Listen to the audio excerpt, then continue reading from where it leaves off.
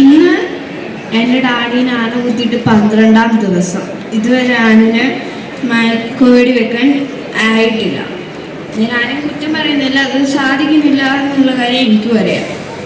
ഇത്രയും നാളും വയനാട്ടിൽ നിന്ന് ഇങ്ങനൊരു ആക്രമണം ഒരു മൃഗത്തിൽ നിന്ന് ഇവിടെ ഉണ്ടായത്.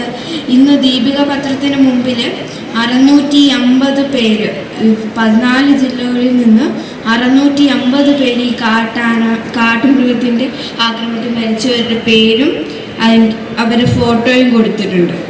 അത് കണ്ടപ്പോൾ ഞാൻ ഓർത്തു, ഇത് ഇത്രയും നാളും ഇതെന്തുകൊണ്ട് ഇത് പുറത്തു വന്നില്ല. നമുക്കൊരു കാര്യവും പറയാൻ പറ്റില്ല. നമ്മുടെ ചിലപ്പോൾ ഇപ്പോൾ എവിടെയെങ്കിലും ഒരു കാട്ടാന ഇറങ്ങിയിട്ടുണ്ടാവുമോ എന്ന് പോലും നമുക്ക് പറയാൻ പറ്റാത്ത അവസരമാണ് ഇപ്പോൾ ഉള്ളത്. കർഷകരുടെ മക്കൾക്കും ഉണ്ട്, നമുക്കും ഉണ്ട് ഒരു സ്വപ്നങ്ങൾ ജീവിച്ച് തീർക്കാനൊക്കെ. പക്ഷെ ഇതുപോലെ ഈ കാട്ടാന നാട്ടിലേക്കും മൃഗങ്ങൾ നാട്ടിലേക്ക് ഇറങ്ങാൻ നമ്മൾ എങ്ങനെ സാധിക്കും? ഞാൻ പറഞ്ഞതിന് ശേഷം കറക്റ്റ് ഒരാഴ്ചക്കുള്ളിൽ തന്നെ പാക്കത്ത് പോളേട്ടനും ആന കെട്ടി.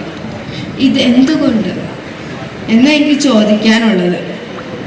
ഞാൻ പറയാനുള്ള കാര്യം, ഞാൻ ഇപ്പോൾ ഇത് പറഞ്ഞത് എന്നെ പോലെയുള്ള ഇനി ഒരു കുഞ്ഞു ഇനി കരയാതിരിക്കാൻ വേണ്ടിയിട്ടാണ്. ഞാൻ കരഞ്ഞു, എൻ്റെ കരച്ചിലിന് ഒരു അർത്ഥമുണ്ടെന്ന് എനിക്ക് തോന്നുന്നു. വയനാട് വിഷൻ വാർത്തകളും വിശേഷങ്ങളും അറിയാൻ, തത്സമയ ദൃശ്യങ്ങൾ കാണാൻ വയനാട് വിഷൻ ഫേസ്ബുക്ക് ഫോളോ ചെയ്യുക.